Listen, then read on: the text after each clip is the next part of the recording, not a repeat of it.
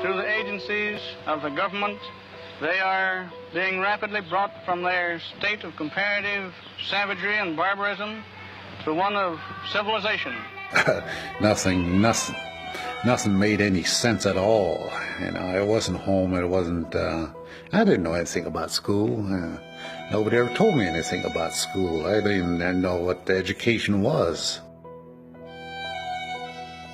I remember that I wanted to go home, period. I didn't want to be there, I just wanted to go home.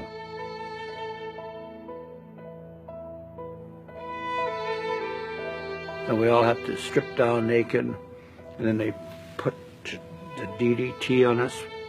They line us up, they're cutting our hair. You have long hair, you have braids, and then that gets cut off.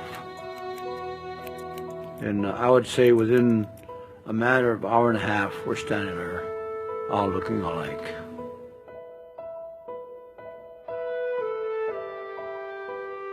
Between the 1870s and the 1960s, over 100,000 Indian children were sent to one of the nearly 500 boarding schools scattered across the United States.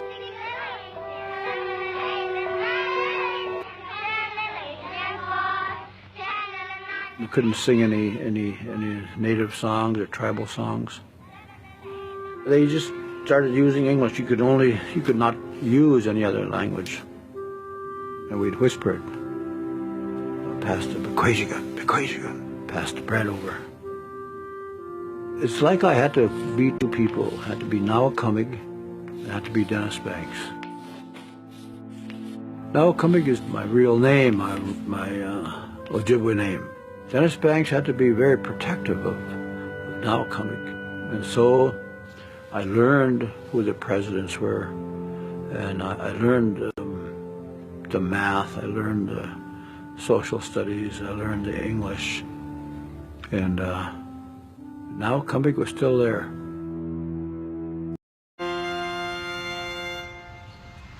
Well, anyway, this is what I wanted to show you, because it is considered by many to be the most famous tree in all of Kansas. Okay. This is the famous hanging tree of Goliad County. It was a site of extrajudicial executions. In other words, this is where they lynched Mexicans. How many Mexicans were there? Some say 80, 90, 100, but we really don't even know. And of course, on the other side of there's the famous whipping post, where they would tie Mexicans and other people, blacks, and whip them for transgressions against the social order. Over there, we have a tree where it is said that they hung the blacks because, I don't know, it's kind of crazy. Even, you know, in Texas, we had standards. You can't lynch a black person from the same tree that you lynch a brown person. And, you know, it just ain't fitting. It ain't fitting. It just ain't fitting. So, right. So yeah, so they, I mean, this is the kind of crazy racism that fueled all this. And why? It was economics. And it was also the fact that they wanted our land. In fact, they came here to take our land, and they were very successful. It's a tourist thing now here. Everything's named Hanging Tree around here. But, I mean, when you really think about it, it should give you the creeps. Back then, of course, a hanging was a big community event. Little boys would climb into the adjacent trees to get a good view.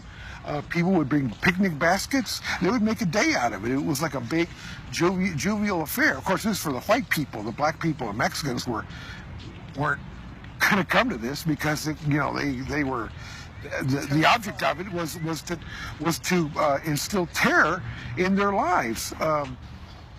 This is, I mean, this is horrible, you know? Yeah, it is horrible. It is what it is. It is what it is. The events that took place here in Goliad weren't unique. Over the next 70 years, there were 871 documented lynchings of Mexican Americans in 13 western states. And yet the violence found in the rest of the Southwest didn't compare to the horror of South Texas. In a single decade, from 1910 to 1920, historians estimate as many as 5,000 Mexican Americans were murdered in a brutal wave of terror and mass executions. In proportion to their numbers, Mexicans were lynched in the West as often as blacks were lynched in the South. Willfully violate their constitutional duties and obligations. Mr. Minister, Mr. Speaker, it sounds like a most important relationship, doesn't it? Why doesn't the Prime Minister just say the truth and tell indigenous peoples that he doesn't give a fuck about their rights?